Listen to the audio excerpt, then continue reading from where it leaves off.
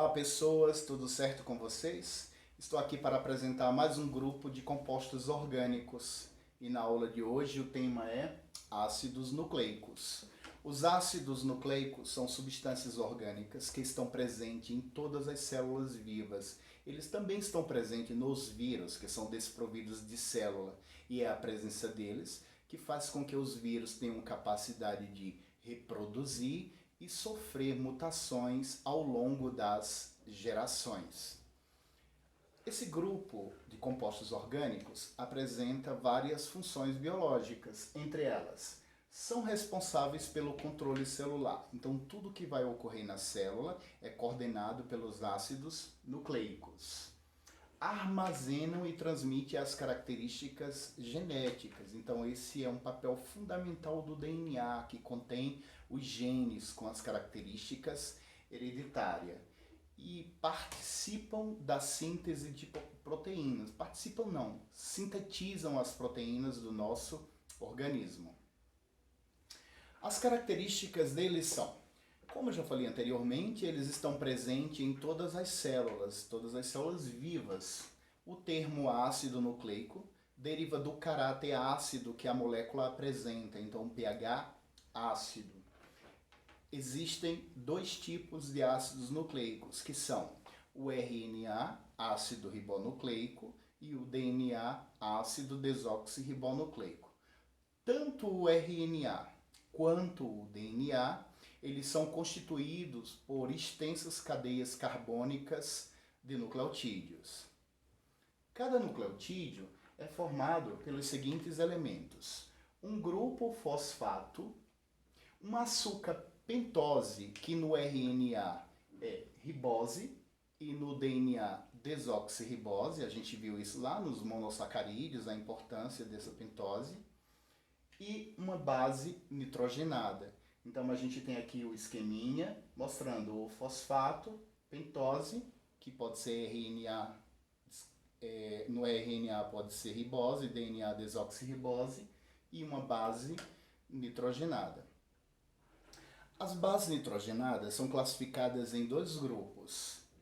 Então são elas, as púricas e as pirimídicas. As púricas, quem são? A adenina e a guanina. E as pirimídicas, timina, citosina e uracila. Eu vou passar um macete para que vocês memorizem ou aprendam por associação de forma mais fácil. Vejam que eu mudei aqui a letra, não é? Por quê? A palavra púricas lembra pura. E quando a gente fala pura, que substância a gente faz uma associação? Água, não é exato? Então, olha só, água, ok? Adenina, guanina. Se eu já separei essas duas, automaticamente eu vou saber que a timina, a citosina e uracila são pirimídicas, beleza? Continuando aqui na tabela, então a gente vai ver as bases que estão presentes em cada tipo de ácido nucleico. No DNA, as bases púricas adenina, guanina estão presentes, assim também como no RNA. Já as pirimídicas, a citosina também está presente no DNA e no RNA. Já a timina é exclusiva do DNA, enquanto que a uracila ela é do RNA.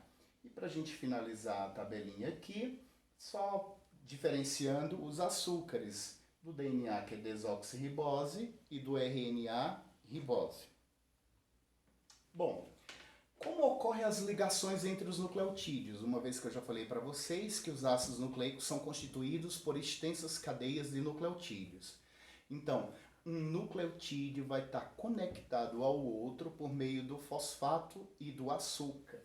Então a gente tem aqui os bloquinhos separados, para que vocês entendam de uma forma mais fácil. Então olha só, o círculozinho aqui representa o fosfato. Veja que aqui nesse açúcar eu tenho duas cavidadezinhas. Então aqui encaixa o fosfato e nessa outra cavidade vai encaixar o fosfato do outro nucleotídeo. Então essa conexão ocorre entre o fosfato e o açúcar, Formando o triozinho aqui, eu tenho uma base nitrogenada, que no caso, a guanina. Então, aqui nesse trecho de DNA, eu tenho 4 nucleotídeos. Veja a conexão aqui, ó, de uma das fitas. O fosfato, que está conectado, que está encaixado com o açúcar. E aqui, em cada um deles, uma base nitrogenada. O modelo da fita de DNA, a estrutura de DNA, esse modelo foi proposto em 1853 pelos cientistas James Watts e Francis Crick. Então, é uma fita que apresenta uma dupla hélice, lembra mais uma escada em espiral. Então, pegando o exemplo da escada, cada fita corresponde aos corrimãos das escadas. E os degraus são representados pelas bases nitrogenadas. Então, se nessa fita aqui eu tenho uma base nitrogenada, por exemplo, adenina, na outra, no mesmo ponto, eu vou ter que ter uma timina fazendo esse degrau. Se é uma guanina, no lado oposto eu tenho citosina. Se é citosina, eu vou ter guanina. Então, para que vocês associem de uma forma mais fácil, eu vou usar o nome da escola, CG, certo? Citosina, guanina, como está aqui, ó. Citosina, guanina. Então, a citosina está para guanina, assim como a guanina está para a citosina. Então, onde é que estão os alunos top do Gama? Estão no CG.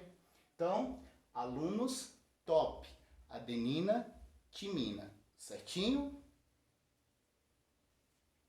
E aqui a gente tem a estrutura do RNA. O RNA, diferentemente do DNA, é uma fita simples. E a gente viu também que no RNA, uma das bases que é diferente é a presença da uracila, que é uma base pirimídica, né? Então aqui a gente tem a fita e aqui estão dispostos as bases nitrogenadas. Então, esquematizando essa fitazinha aqui, a gente tem a adenina, guanina, uracila e citosina.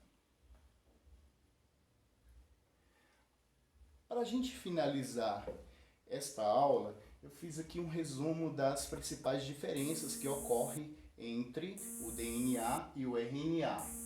Então, olha só, uma das diferenças é a localização. Eu sei que a gente ainda não viu as organelas, nem as estruturas do citoplasma, que é um próximo assunto, mas olha só, uma das diferenças. O DNA ele vai estar presente no núcleo e nas mitocôndrias, que é uma organela responsável pela respiração celular. Já o RNA estão localizados no núcleo e no citoplasma. Então a gente vai encontrar RNA associado ao ribossomo, por exemplo, que é uma estrutura responsável pela síntese de proteína.